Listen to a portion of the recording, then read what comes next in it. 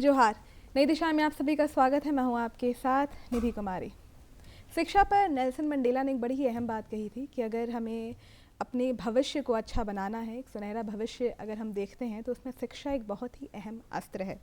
अगर हम भारत के परिप्रेक्ष्य में भी बात करेंगे तो युवाओं का हमारा देश है और हम कहते हैं कि आने वाली जो पीढ़ी है हमारी, उनके विकास के लिए बहुत ज़रूरी है कि उन्हें आज हम गुणवत्तापूर्ण शिक्षा दें। लेकिन जब बात शिक्षा की होती है तो ये भी समझना ज़रूरी है कि शिक्षा केवल किताबी ज्ञान तक सीमित नहीं है। जितना ज़रूरी है कि हम गणित और विज्ञान बच्चों को पढ़ाएं, उतना ही ज़रूरी है कि लाइफ स्किल्स के बारे में भी उन्हें बताया जाए, इमोशनल इंटेलिजेंस के बारे में बताया जाए, उनके मेंटल हेल्थ के बारे में उन्हें जानकारी दी जाए।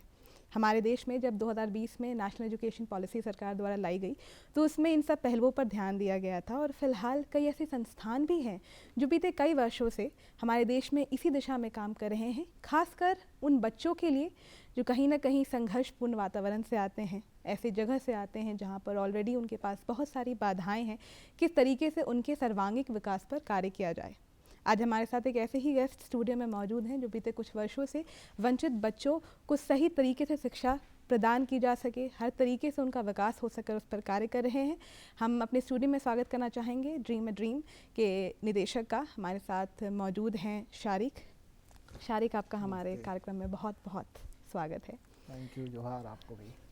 जब हम शिक्षा की बात करते हैं तो वाकई कई हद तक जो शिक्षा है हमारी वो किताबी ज्ञान तक सीमित है और इतनी लंबे वक्त से ये दौर चला है कि अब प्राइवेट के एजुकेशन की बात करें या फिर अगर आप पब्लिक स्कूल्स में पढ़ रहे हैं, हम उसके आगे सोचते नहीं हैं, राइट। लाइफ स्किल्स अब ऐसी चीज़ है जिस पर फाइनली धीरे धीरे बात होनी शुरू हुई है। लेकिन अगर हम ड्रीम की बात करें तो ये जो संस्थान है बीते 2 दशक से इस दिशा पर काम कर रही है कि किस तरीके से बच्चे की ओवरऑल ग्रोथ पर हम काम कर सके, किस तरीके से ड्रीम सामने आया, इसकी शुरुआत किस तरीके से हुई और क्या कुछ प्रेरणा रही इसको शुरू करने के पीछे। हम चाहेंगे सबसे पहले आप दर्शकों को बताएं। आपने बहुत ही अच्छी बात कही है क्योंकि ड्रीम 99 से इस बात पे ज़्यादा जोर दे रहा है कि लाइफ स्किल्स जो है वो बहुत ही ज़्यादा इम्पॉर्टेंट है। जिस समय हमने इसकी शुरुआत की थी उस वक्त इसका इम्पोर्टेंस नहीं था। कोई भी इस बात को सुनना नहीं चाहता था कि ये वो उस वक्त एक ज्ञान का एक अलग ही परिभाषा थी कि किताबी ज्ञान और पढ़ लिख के बच्चे जो हैं अच्छा कर पाएंगे। लेकिन जब इसकी शुरुआत के पीछे एक जर्नी रही है, इट्स नॉट लाइक एक ही बार में ये चीज़ शुरू हो गई। हमने शुरुआत कुछ बच्चों के साथ शुरू की, फिर उसके बाद उनसे लर्निंग मिली कि हमें लाइफ स्किल्स के ऊपर इनके साथ काम करना होगा। फिर हमने वहाँ के बैंगलोर में कुछ वंचित जो यूथ थे उनके साथ काम शुरू किया और उनके नीड्स के बेसिस पे हमने अपने आप को ग्रो किया एज ए ऑर्गेनाइजेशन और उनको स्पोर्ट्स में, आर्ट्स एंड क्राफ्ट में और दूसरे लाइफ स्किल्स के जैसे अलग अलग पहलू हैं, सेल्फ अवेयरनेस हुआ, क्रिटिकल थिंकिंग हुआ, इन सारी चीज़ों पे उनको साथ काम शुरू किया। पहले हम बैंगलोर में शहर में अर्बन एरिया में ही सीमित थे। हम वहाँ पर सेंटर में वोकेशनल ट्रेनिंग और ये सब करते थे। उसके बाद फिर हमने इसका रिकॉग्निशन जो है शिक्षा के क्षेत्र में शुरू हुआ और कई सारे गवर्नमेंट ने हमें अप्रोच किया कि हम इसको कैसे कुरिकुलम के मोड में, एक इंटीग्रेटेड अप्रोच के मोड में ला सकते हैं। फिर हमने हैप्पीनेस कुरिकुलम जो दिल्ली गवर्नमेंट का था वहाँ पर कंट्रीब्यूट किया, जो हमारी लर्निंग थी, और वहाँ से फिर वो जर्नी, स्ट्रैटेजिक पार्टनरशिप की जो जर्नी है सरकारी स्कूल्स के साथ हमारी शुरू हुई। जैसा कि अभी चर्चा में भी बात हुई कि हमारी समझ ही रही है कि हम जो सब्जेक्ट है उसका हम जितना ज्ञान बच्चों को दे सके ताकि आगे जाकर वो बस एक सिक्योर उनका भविष्य हो जाए या फिर इस फील्ड में काम करें जहाँ पर अच्छे पैकेज उनको मिले। जब आप उस ऐसे समझ के लोगों के साथ जब आप मिलते हैं और आप एक यहाँ पर एक पूरा नया कॉन्सेप्ट लेकर आए हैं कि जो शिक्षा है उसमें हमें हर दिशा पर काम करने की ज़रूरत है, जितना ज़रूरी है कि हम उन्हें बाकी सब्जेक्ट्स पढ़ा रहे हैं उतना ही ध्यान देने की ज़रूरत है कि हम इन सारे इमोशनल वेलबींग पर भी उनके काम कर रहे हैं, क्या कुछ उनकी दिमागी स्थिति क्या है हम वो भी जानने की कोशिश कर रहे हैं। क्या आपके लिए चैलेंज रहा था इस कॉन्सेप्ट को ग्राउंड पर लाना और उस वक्त क्या कुछ चुनौती थी जब आप उसकी इम्प्लीमेंटेशन पर काम कर रहे थे? देखिए, दो चीज़ें हैं। पहला तो जो शिक्षा की परिभाषा है वो बहुत ही सीमित रही है क्योंकि उसको किताबों के साथ, एकेडमिक परफॉर्मेंस के साथ, एक ना कट थ्रॉट कंपटीशन के साथ उसको कनेक्ट करके देखा गया।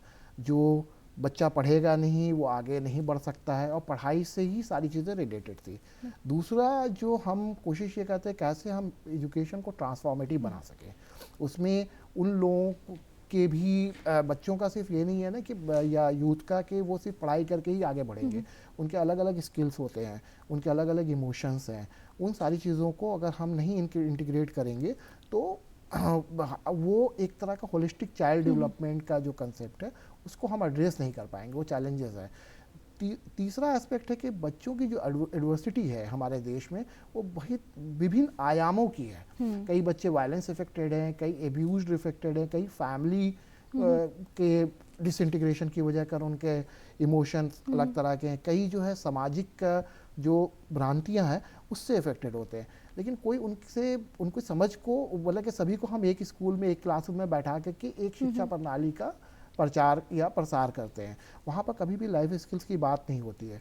जब अगर हम लाइफ स्किल्स की जब बात करना शुरू करते हैं तो वहाँ पर हम उनके सेल्फ अवेयरनेस की बात करेंगे, उनके एम्पैथी की बात करेंगे, कैसे हम उनके क्रिटिकल थिंकिंग को बेहतर बना सकें, दूसरे के साथ रिश्ते कैसे अच्छे हो सकते हैं, किस तरह से वो ग्रोथ माइंडसेट की तरफ अपने आप को प्रेरित कर सके, इन सारी चीज़ों को करना होता है। शुरुआत के दिनों में जब हमने शुरू किया था तो वहाँ पर ये चैलेंजेस आया था, तो ये लगा कि टीचर्स के साथ भी काम करना बहुत इंपॉर्टेंट है, क्योंकि टीचर्स वेल बीइंग को भी हमको समझना पड़ेगा।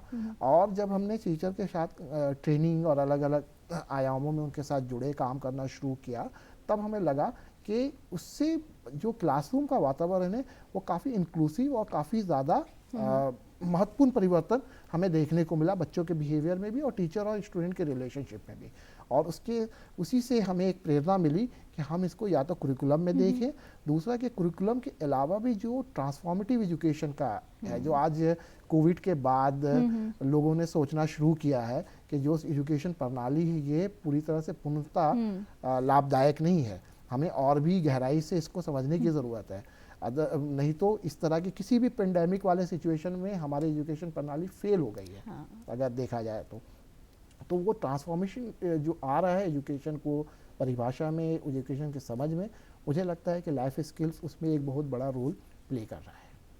बिल्कुल, और इस हिसाब से भी जब हम देखते हैं कि हमारे जो देश है वहाँ पे किस प्रकार से मानसिक समस्या जो है खासकर यूथ में उसकी रेट्स बहुत बढ़ रही है, और उसका एक रीज़न ये भी रहा है कि जो कॉन्वर्सेशन की उन्हें ज़रूरत थी, जो स्पेस की उन्हें शायद यंग एज में ज़रूरत थी, स्कूल्स में उन्हें वो प्रोवाइड नहीं किया गया, और आगे जा जाकर ये जो समस्या है अब अलग अलग रूप में सामने आ रही है। जब हमारे सरकार ने नेशनल एजुकेशन पॉलिसी लॉन्च की तो उसमें जो बहुत अच्छी बात रही उस ड्राफ्ट में कि किस तरीके से हमने इस पर भी चर्चा किया कि बच्चों की काउंसलिंग भी ज़रूरी है, लाइफ स्किल्स पर ध्यान देना भी ज़रूरी है, किस तरीके से उनकी जो इमोशनल इंटेलिजेंस है उसको हम एनहांस कर सकें, उस पर काम करना ज़रूरी है। ड्रीम किस तरीके से एजुकेशन पॉलिसी के साथ इनकॉर्पोरेट करके आपने किस तरीके से उस पर काम करना शुरू किया? देखिए, न्यू एजुकेशन पॉलिसी जो है बहुत ही ज़्यादा ट्रांसफॉर्मेटिव स्टेप है, बहुत प्रोग्रेसिव मुझे लगता है कि ये है। इससे पहले अलग तरह से लाइफ स्किल्स को या सोशल इमोशनल लर्निंग को इंक्लूड करने की कोशिश की गई, लेकिन यहाँ पर इस पॉलिसी में स्पेसिफिकली इस पे जोर दिया गया है कि हमें इन चीज़ों को इंटीग्रेट करना पड़ेगा, और इसमें से बच्चों का ही नहीं, टीचर्स का भी योगदान सुनिश्चित करना पड़ेगा। तो हमने जो हमारे लाइफ स्किल्स के अलग अलग हमने कुरिकुलम हमारे पास थे, जैसे स्पोर्ट्स के थे, आर्ट्स के थे, एजुकेशन के थे, उसको हमने न्यू एजुकेशन पॉलिसी के साथ अलाइन किया, और हमने एक अलग curriculum class nursery to class 10 तक का बनाया है, जो इसकी कॉपी आपके पास है, और एक फैसिलिटेटर हैंडबुक को हमने बनाया है, जिससे भी कि न्यू एजुकेशन पॉलिसी के जो सोशल इमोशनल लर्निंग या लाइफ स्किल के एस्पेक्ट है उसमें किस तरह से हम बच्चों के साथ और ग्रेड स्पेसिफिक का जो नीड है उसको हम कैसे एड्रेस कर सकते हैं, इन सारी चीज़ों को हमने उनके साथ किया है।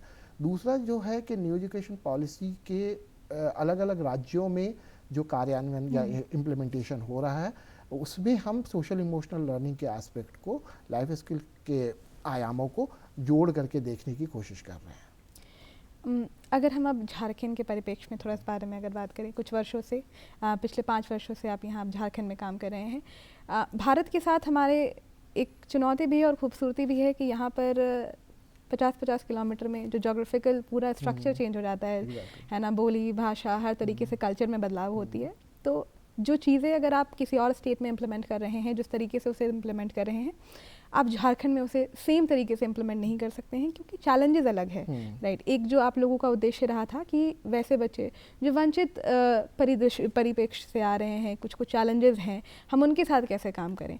तो अगेन यहाँ बच्चों के चैलेंजेस भी अलग हो जा रहे हैं, इश्यूज़ भी उनके अलग हैं। झारखंड में क्या कुछ आपको बाकी स्टेट से अलग लगा है ना, और यहाँ पर किस तरीके से आप लोगों ने इस पूरे कॉन्सेप्ट को इम्प्लीमेंट किया, खासकर क्योंकि गवर्नमेंट स्कूल्स में आप काम कर रहे हैं। आपने बहुत ही सही बात बोली, क्योंकि जो परिप्रेक्ष्य है अलग अलग राज्यों का, अलग अलग हमारे देश का, हर कई किलोमीटर का भाषा चेंज हो जाती है, कल्चर चेंज हो जाता है, ये सारी चीज़ें होती हैं।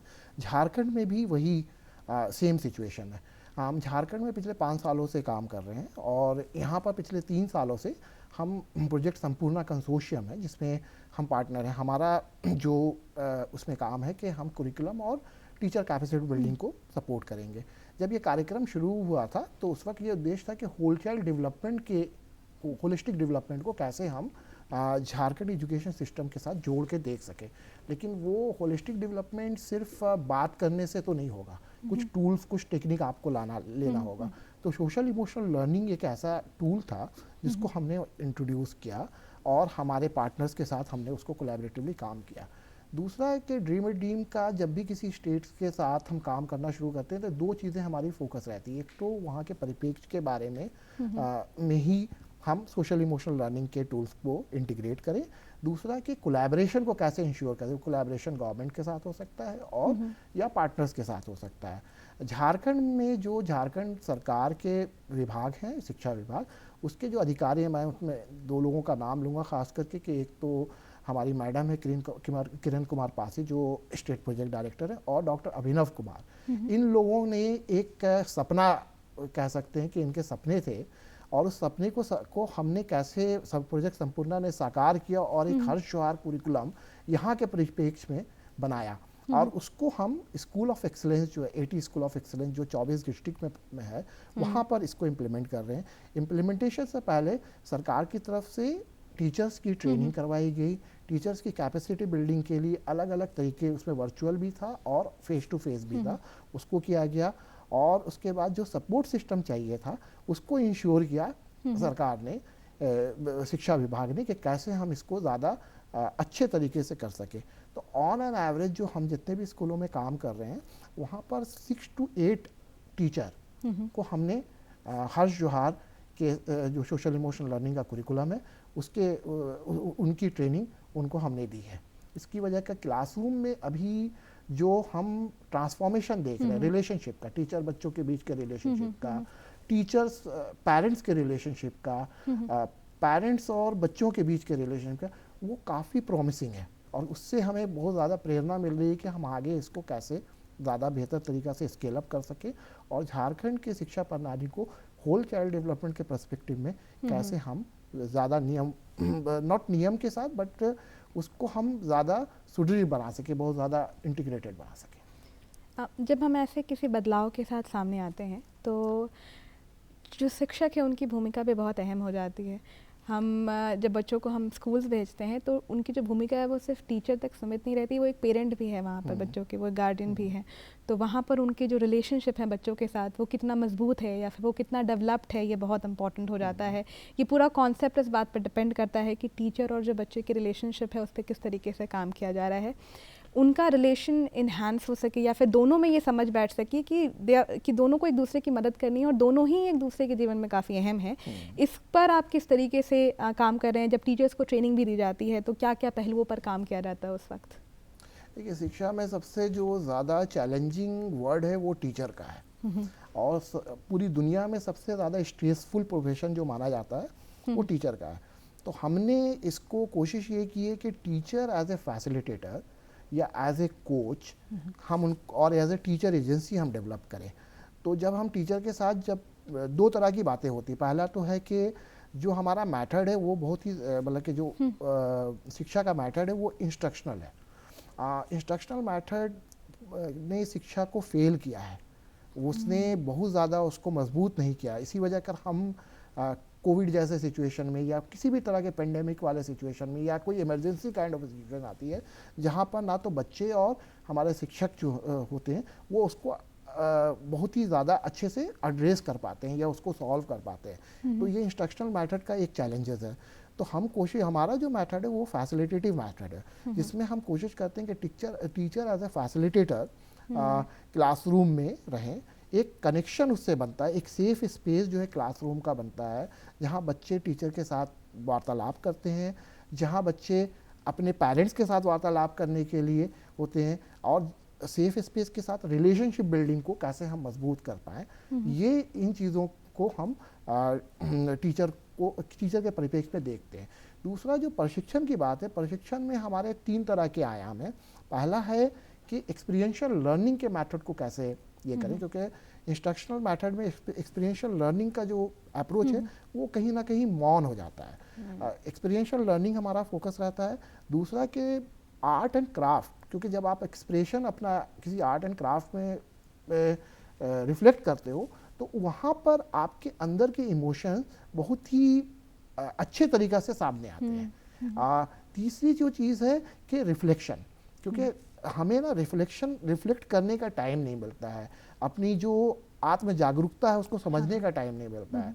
तो इन तीनों अप्रोच को हम टीचर ट्रेनिंग डिज़ाइन में इंटीग्रेट करते हैं, और हमारी सारी जो ट्रेनिंग होती है इन्हीं तीनों अप्रोच के मिश्रण पर आधारित होती है। शुरुआत में आप बता रहे थे किस तरीके से झारखंड में आप हर्ष जोहार का एक पूरा कॉन्सेप्ट लेकर आए। ये जो हर्ष जोहार है, थोड़ा सा हमारे दर्शकों को विस्तार में बताएं कि किस तरीके से इसके अंतर्गत काम होता है, ये है क्या? देखिए, जो मैंने बताया ना कि जो आपने जो बताया कि हर राज्य का अपना परिप्रेक्ष्य होता है, तो जब किसी भी राज्य में हम काम करना शुरू करते हैं तो वहाँ के परिप्रेक्ष्य के हिसाब से ही चीज़ों को बनाते हैं। हर्ष जोहार एक सोशल इमोशनल लर्निंग का कुरिकुलम है जो झारखंड सरकार के शिक्षा विभाग ने इसको हमारे द्वारा बनाया गया, मिलके के बनाया गया एक कुरिकुलम है, और ये सोशल इमोशनल लर्निंग पर आधारित है। इसमें 9 स्किल्स की बात की गई है कि इसमें सेल्फ अवेयरनेस की बात की गई है, रिस्पेक्ट टुवर्ड्स अदर्स की बात की, एम्पैथी की बात की गई है, इसमें ग्रोथ माइंडसेट की बात की गई है। इन 9 स्किल्स जो है इस पे हमने ये कुरिकुलम को डिज़ाइन किया और डेवलप किया है। इसका नाम रखने के पीछे भी एक हिस्टोरिकल रीज़न है, क्योंकि हर्ष का मतलब है कि एक तरह से खुशी, उल्लास, और जोहार जो है यहाँ का पारंपरिक हमारे राज्य का ग्रीटिंग्स है। तो इस वजह कर हम इसको हर्ष जोहार के नाम से ही ये किए, और ये कनेक्ट करता है। जब हम झारखंड के स्कूलों में जाके देखते हैं तो हर्ष जोहार और सिर्फ हमारा कुरिकुलम ही नहीं, जिस तरह का सपोर्ट सिस्टम गवर्नमेंट की तरफ से मिला है, जिस तरह का सपोर्ट सिस्टम हमारे पार्टनर्स ने एक्सटेंड किया है, और सबसे जो महत्वपूर्ण है जो टीचर और हमारे डिस्ट्रिक्ट के लेवल के जो अधिकारी हैं, स्टेट के लेवल के अधिकारी ने इंश्योर किया है, इसकी वजह कर ये एक बाइंग प्रोसेस जो रहा है काफ़ी स्ट्रॉन्ग रहा है। और इस कुरिकुलम का एक दूसरा एस्पेक्ट ये कि इसमें जो कहानियाँ हैं, जो गतिविधि है, वो झारखंड के परिप्रेक्ष्य है, यहाँ के कल्चरल सांस्कृतिक धरोहर जो है उससे मिलेंगी आपको कहानियाँ। जैसे डाकन की कहानियाँ आपको मिल जाएंगी, इसमें आपको एक स्ट्रेंथ जो है हमारा कम्युनिटी स्ट्रेंथ है उससे रिलेटेड कहानियाँ मिलेंगी। निर्णय लेने के जो अलग अलग तरीके हैं झारखंड के ट्राइबल कम्युनिटी के या हमारे अपने कल्चरल एस्पेक्ट के, उनसे रिलेटेड कहानियाँ मिलेंगी। बच्चों के जो अपने खेलने कूदने के मेला या जो मैदान है वहाँ की कहानियाँ इसमें मिलेंगी। तो ये पूरी तरह से कल्चरली जो एक इनरिचिंग प्रोसेस के साथ इसको हमने बनाया है, और इसमें जो सहयोग है सरकार की तरफ से जो मिला है शिक्षा विभाग का, वो सबसे ज़्यादा महत्वपूर्ण है। और काफ़ी सही बात कही कि कनेक्ट कर पाते हैं लोग काफ़ी आसानी से, उनमें ये समझ बैठती है कि ये कुछ हमारे लिए आया है ना। यहाँ ड्रीम मुझे लगता है लगभग 25 साल हो गए हैं भारत में काम करते हुए, और इतने लंबे सफ़र में जब आप एक बार मुड़कर देखते हैं जहाँ से शुरुआत की है, क्या कुछ मेजर चेंजेस आपको लगता है कि यहाँ हमने बदलाव लाया है, या फिर कुछ ऐसी स्टोरीज़ जिसके बारे में आप बताना चाहेंगे जो कहीं ना कहीं दिखाता है कि ये जो एक लंबा सफ़र रहा, ये जो बदलाव का सफ़र रहा, वो कहीं ना कहीं फ्रूटफुल रहा है, और जो हम एक एम्बिशन लेके चले थे वो अब धीरे धीरे साकार हो रहा है? एक तो विश्वास जो है, जो ट्रस्ट है बना है, क्योंकि ये ट्रस्ट इस चीज़ पे बना है कि जो बदलाव की प्रक्रिया रहती है वो बहुत ही शॉर्ट टर्म की नहीं रहती है। बिल्कुल। ये एक जर्नी है, जिस नॉट ओनली ऑर्गेनाइजेशन की बल्कि हर इंडिविजुअल की अपनी अलग अलग जर्नी है कि कैसे वो बदलाव को से प्रेरित होता है, कैसे वो बदलाव को एम्बैरेस करता है, कैसे वो उसके साथ जुड़ाव महसूस करता है।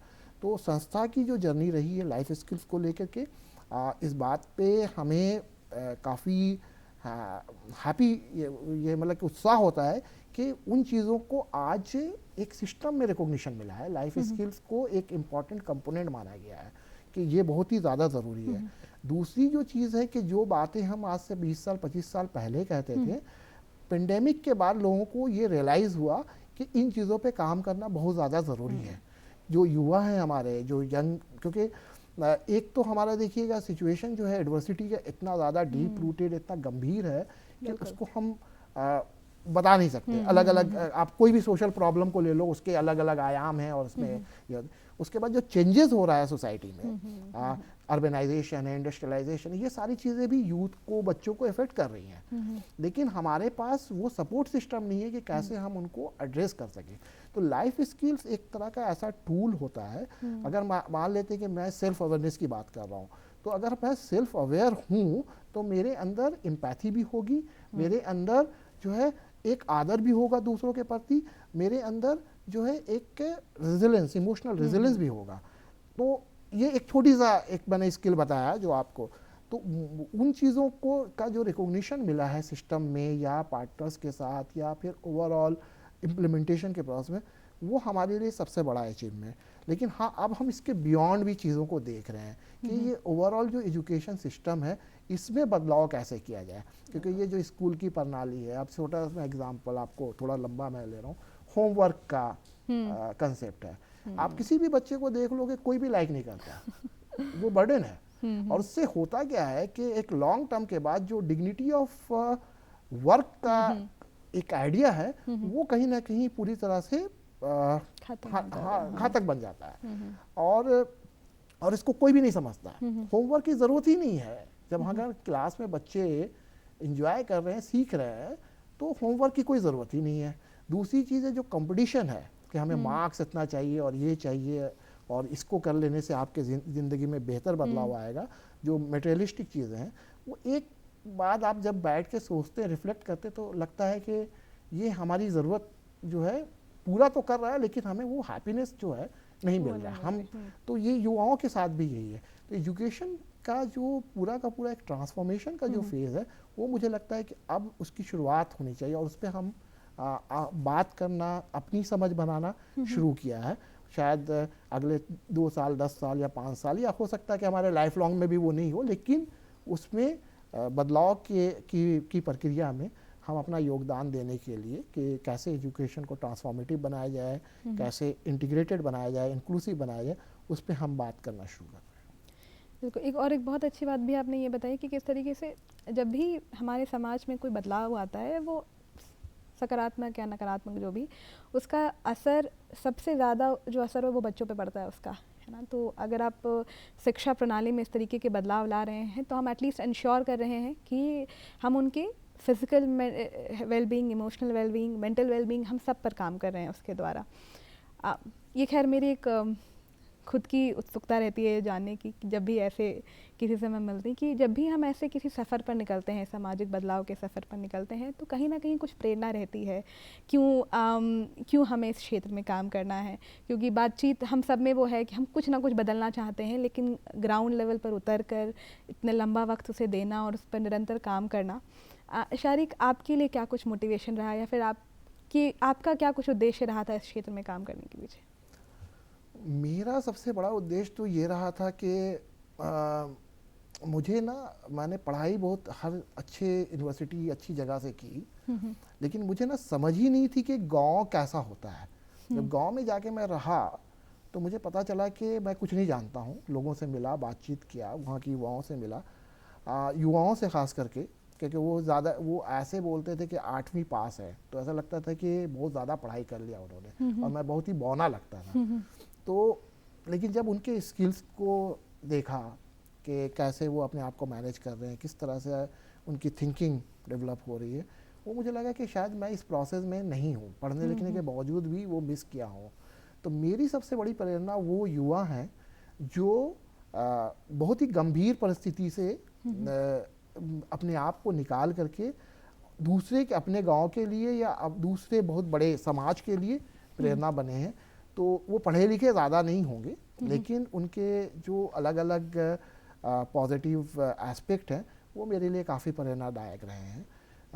दूसरी चीज़ ये रही कि बहुत सारी संस्थाएं जो हैं युवाओं के, इस तरह के युवाओं के साथ काम कर, जिसमें वन कि हमारी अपनी संस्था है ड्रीम ए ड्रीम, जिन लोगों के साथ हमने 20 साल से काम किया, अभी जब आप उनसे मिलेंगे, उनकी जर्नी को आप देखेंगे, हमने इसके ऊपर किताब भी लिखी है 20 युवाओं के ऊपर, तो वो आप देखेंगे कि ये जो गंभीरता वाला सवाल है, प्रतिकूलता वाला जो सवाल है, उसको एड्रेस करने के लिए उनको सपोर्ट सिस्टम चाहिए, उन्हें कोचिंग चाहिए, मेंटरिंग चाहिए। और वो मेंटरिंग अगर हम नहीं प्रोवाइड करते हैं, चाहे परिवार के स्तर पे, चाहे समाज के स्तर पे, या चाहे स्कूल्स या जो भी इंस्टीट्यूशनल स्तर पे, तो वो एक बहुत बड़ा रिसोर्स जो है हमारे हाथ से निकल जाएगा, उसको यूटिलाइज नहीं कर पाएंगे हम। तो मेरे लिए लगता है कि युवा बदलते जो इस तरह के प्रतिकूलता के साथ आगे बढ़े हैं, वो मेरे लिए इंस्पिरेशनल है। बिल्कुल, और काफ़ी सही बात बोली आपने कि जब आप ऐसे बच्चों में देखते हैं कि उनमें कितनी पोटेंशियल है और कहीं ना कहीं अगर उन्हें सही दिशा मिली होती तो वो उसको बहुत खूबसूरती से हार्नेस कर सकते थे, लेकिन वो मिस हो गया क्योंकि वो अपॉर्चुनिटी वहाँ पर मौजूद नहीं थी उस वक्त।